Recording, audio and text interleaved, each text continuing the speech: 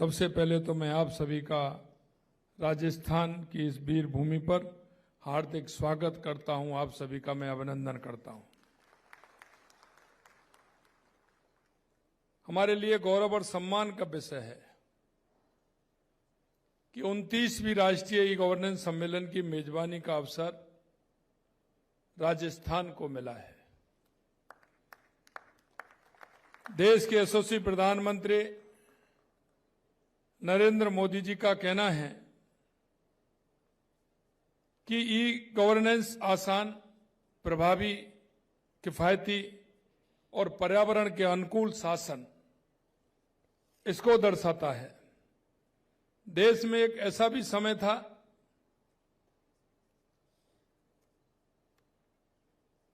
कि जब कई लोग इस बात को कहते थे, कांग्रेस के पूर्व प्रधानमंत्री राजीव गांधी भी कहते थे कि हम दिल्ली से 1 रुपया भेजते हैं, वो गांव में तक पहुंचने में सिर्फ 15 पैसे तक पहुंच पाता है।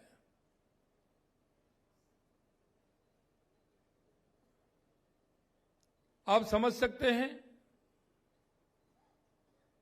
कि इससे कितनी बड़ी क्रांति आई है कि आज हम किसी भी योजना के अंदर जितना पैसा डालते हैं वो पूरा का पूरा पैसा उस गरीब व्यक्ति को पहुंचता है। मुझे पता नहीं कि उन 85 पैसे पर पंजा कौन मारता था। पंजा मारता था कि नहीं मारता था? उन 85 पैसों पर पंजा कौन मारता, ये सबको पता है। आप सोचिए तब की सरकार कितनी लाचार थी। मित्रों, मैं एक बात और आपसे कहूंगा। 2014 के बाद देश के यशस्वी प्रधानमंत्री नरेंद्र मोदी जी ने बनते ही तकनीकी का प्रभावी उपयोग कर उसे जो कहावत थी हमेशा के लिए समाप्त कर दिया, क्योंकि अब पंजे मारने की गुंजाइश बिल्कुल नहीं है। उसे समाप्त कर दिया। जनधन, आधार और मोबाइल के जरिए उन्होंने बिचौलियों के दखल की व्यवस्था को खत्म कर दिया। डीबीटी के माध्यम से उन्होंने ये सुनिश्चित किया कि सरकार की हर योजना का लाभ सीधे लाभार्थी के खाते में पहुंचे। डिजिटल इंडिया जैसी पहल कर तकनीकी को आर्थिक विकास का साधन बनाया। यूपीआई की शुरुआत कर लेन देन को अत्यधिक आसान बनाया। और आपने देखा होगा शुरुआत में जब यूपीआई की बात करते थे तो लोग मजाक उड़ाते थे कि गरीब व्यक्ति कैसे लेगा यूपीआई, आपने कैसे कर दिया इसको। लेकिन आप देख रहे हैं कि सबसे ज्यादा अगर आज फायदा हो रहा है तो मेरे उस गरीब व्यक्ति को हो रहा है। हर दुकान पर, रेहड़ी वाले पर डिजिटल पेमेंट करने का अवसर हम सबको मिलता है। लोग इस बात से परेशान होते थे, पैसा ले जाना पड़ता था। दुकानदार को चिंता और होती थी, रेहड़ी वाले को भी चिंता रहती थी, छोटे दुकानदारों को चिंता रहती थी कि दिन भर का उनका जो पैसा एकत्रित होता था, सामान बेचता था, कहीं घर सुरक्षित जल्दी पहुंच जाए तो वो ठीक है। लेकिन आज ऐसी कोई उसको चिंता नहीं है। लेकिन आज छोटी से छोटी दुकान और ठेले पर भी यूपीआई पेमेंट की सुविधा का उपयोग किया जा रहा है। यह सम्मेलन ऐसे समय में आयोजित हो रहा है जब भारत विकसित भारत 2047 के लक्ष्य की ओर तेजी से बढ़ रहा है। इसमें डिजिटल शासन एक आधारशिला के रूप में कार्य कर रहा है। इस वर्ष का सम्मेलन यह विकसित भारत 2047 एआई सक्षम, डेटा आधारित एवं सुरक्षित डिजिटल शासन विषय पर आयोजित किया जा रहा है। यह विषय भविष्य के भारत की दिशा भी निर्धारित करेगा। एआई डेटा विश्लेषण, डिजिटल ढांचा और साइबर सुरक्षा जैसे क्षेत्र में शासन को अधिक प्रभावी, पारदर्शी उत्तरदायी और नागरिक केंद्रित बनाने में महत्वपूर्ण भूमिका निभा रहा है। मुझे प्रसन्नता है कि यह सम्मेलन में देश भर से नीति निर्माता, प्रशासनिक अधिकारी, जिला प्रशासक, तकनीकी विशेषज्ञ, शिक्षण एवं शोध संस्थान के प्रतिनिधि और स्टार्टअप उद्यमी उपस्थित हैं।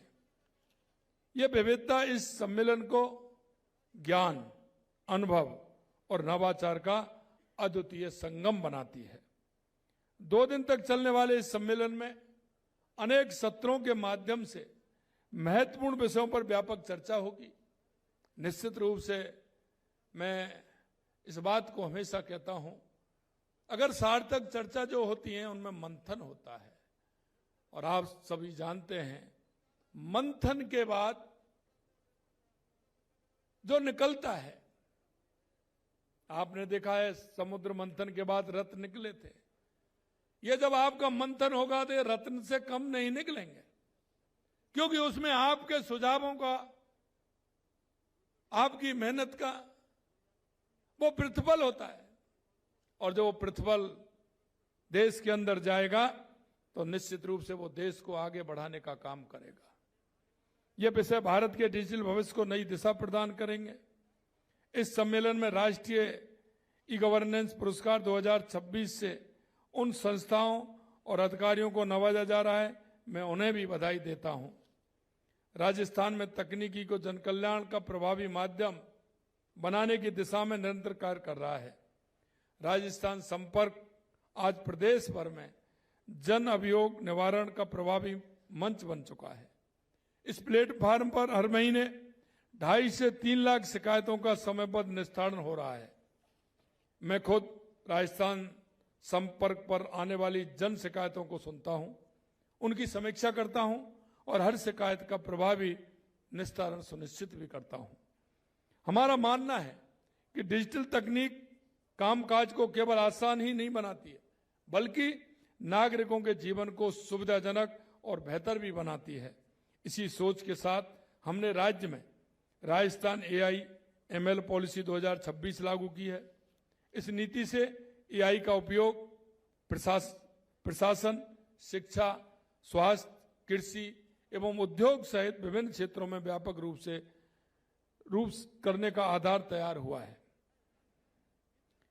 ABGC XR पॉलिसी लागू कर एनिमेशन, गेमिंग, विजुअल इफेक्ट्स और उभरती डिजिटल तकनीकों में युवाओं के लिए नए अवसरों का मार्ग प्रशस्त किया है। AI एवं मशीन लर्निंग की बढ़ती उपयोगिता को देखते हुए AI एवं क्वांटम कंप्यूटिंग मिशन शुरू किया गया है। यह मिशन राज्य में तकनीकी नवाचार को बढ़ावा देने, युवाओं को भविष्य की तकनीकों में दक्ष बनाने तथा डिजिटल परिवर्तन को नई गति प्रदान करने की दिशा में एक महत्वपूर्ण पहल है। राजस्थान आज देश के अग्रणी स्टार्टअप राज्यों में तेजी से उभर रहा है। पिछले 2 वर्षों में राज्य में स्टार्टअप की संख्या 4000 से बढ़कर के 8500 से अधिक हो गई है। स्टार्टअप निवेश 250 करोड़ रुपए से बढ़कर के 1000 करोड़ रुपए से ऊपर पहुंच गया है। स्टार्टअप द्वारा सृजित रोजगार का आंकड़ा 22,000 से बढ़कर 47,000 से अधिक हो गया है।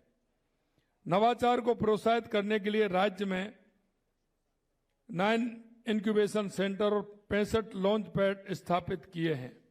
आई स्टार्टअप कार्यक्रम के माध्यम से हजारों युवाओं को उद्यमता से जोड़ा गया है तथा स्टार्टअप को वित्तीय सहायता प्रदान की गई है।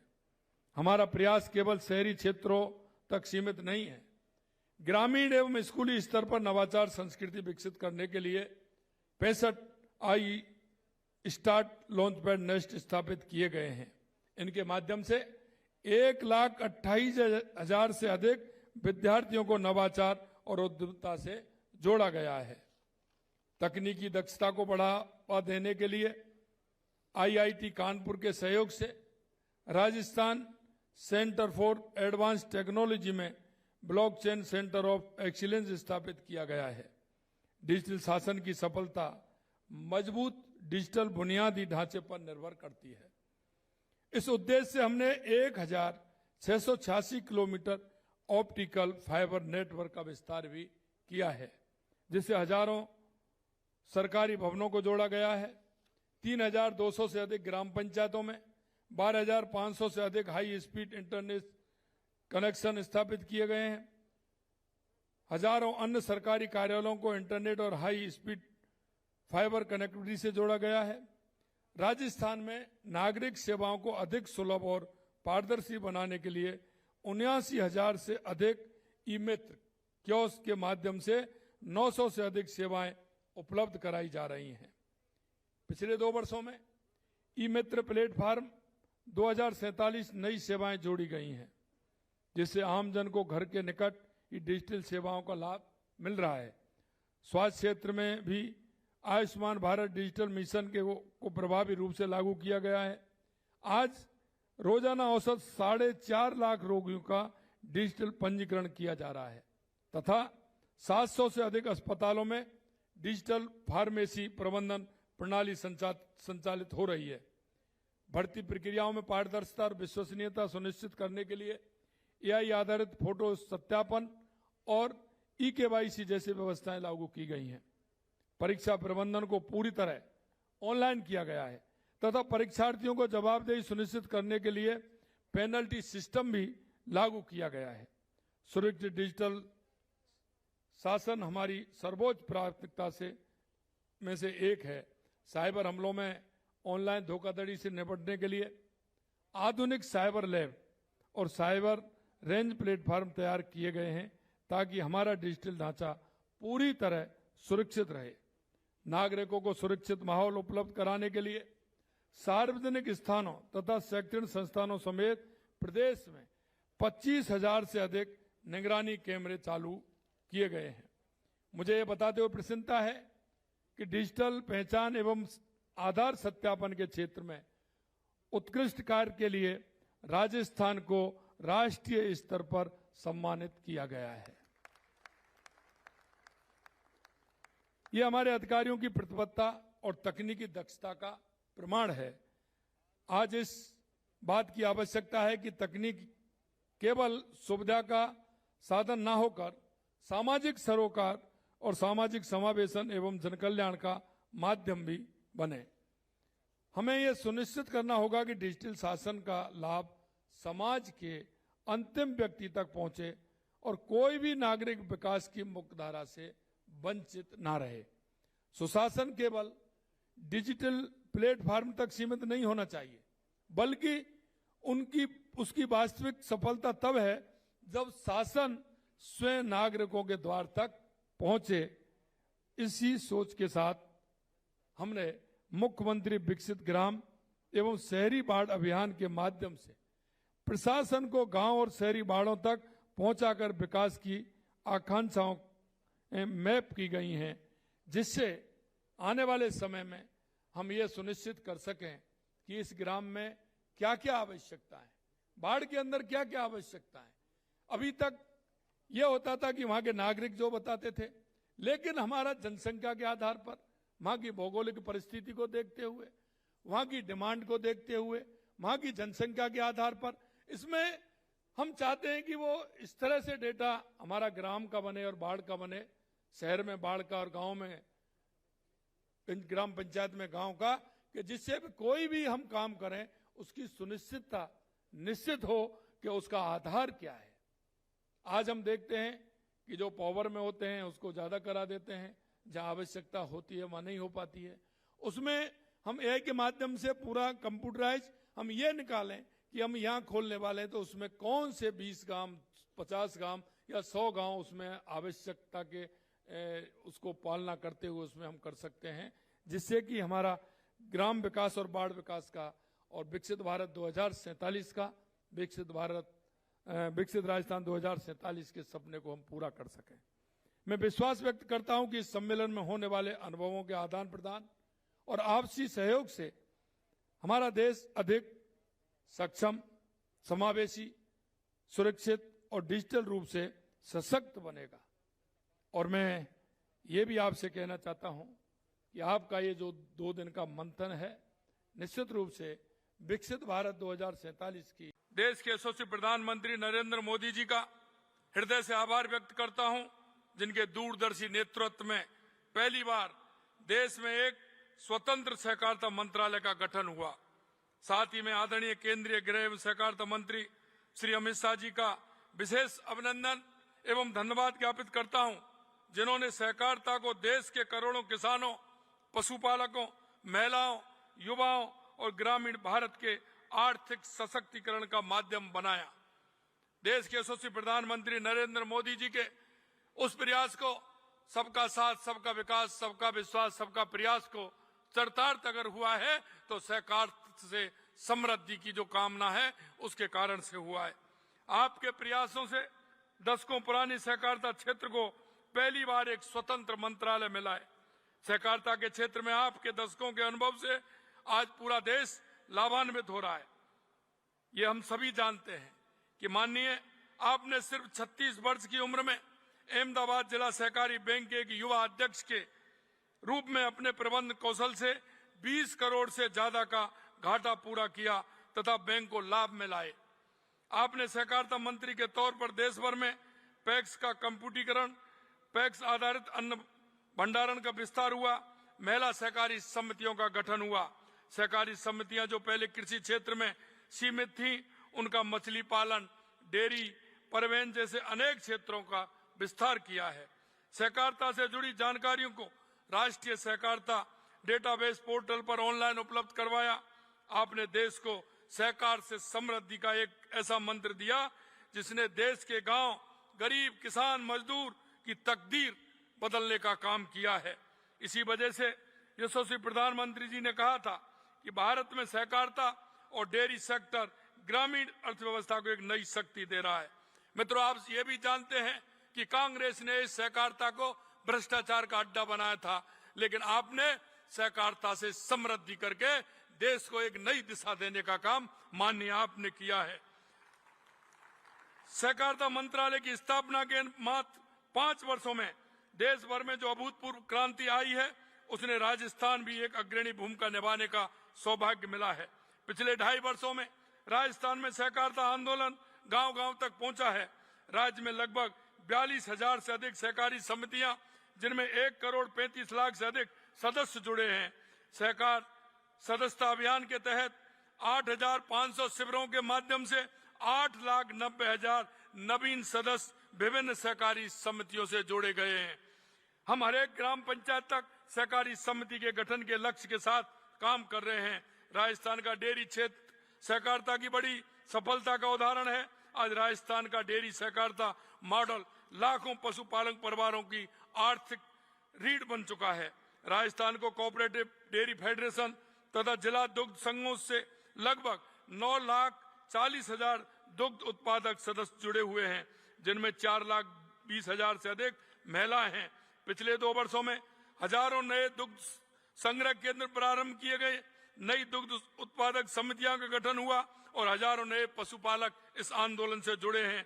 इससे दूध उत्पादन बढ़ा है, किसानों की आय बढ़ी है और ग्रामीण अर्थव्यवस्था को नई मजबूती मिली है। दुग्ध संकलन 38 लाख लीटर से बढ़कर के 45 लाख लीटर तक पहुंच गया है। दुग्ध सहकारी से जुड़े नए सदस्यों की संख्या 70% की अभूतपूर्व बढ़ोतरी दर्ज की गई है। डबल इंजन की सरकार के प्रयासों से प्रदेश के जो 15 डेयरी संघ घाटे में चल रहे थे, मुनाफे में आ गए हैं। 10,000 करोड़ रुपए का रिकॉर्ड टर्नओवर हुआ है। आरसीडीएफ एवं जिला दुग्ध संघों के कुल लाभ और टर्नओवर पिछले 47 वर्षों के इतिहास में सर्वाधिक रहा है। आदरणीय प्रधानमंत्री जी ने भीलवाड़ा दुग्ध संघ के प्रोसेसिंग प्लांट का भव्य उद्घाटन किया था, जो राजस्थान डेयरी के क्षेत्र में गर्व का विषय है। सहकारिता से महिला सशक्तिकरण और ग्रामीण आत्मनिर्भर दोनों लक्ष्यों को साधा जा रहा है। पैक्स आज राजस्थान में अनेक राष्ट्रीय सहकार योजनाओं के प्रभावी क्रियान्वयन में देश के अग्रणी राज्यों में अपनी खास पहचान बना चुका है। हमने सहकारिता को आधुनिक तकनीक से जोड़ते हुए पैक्स कंप्यूटर अभियान को नई गति दी है। 5,640 पैक्स को ई पैक्स बनाया जा चुका है। इस माध्यम से 10 करोड़ से अधिक ऑनलाइन लेन देन हुए हैं, जो देश के सबसे ज्यादा एवं पूरे देश में कुल ट्रांजैक्शन का लगभग 1/3 है।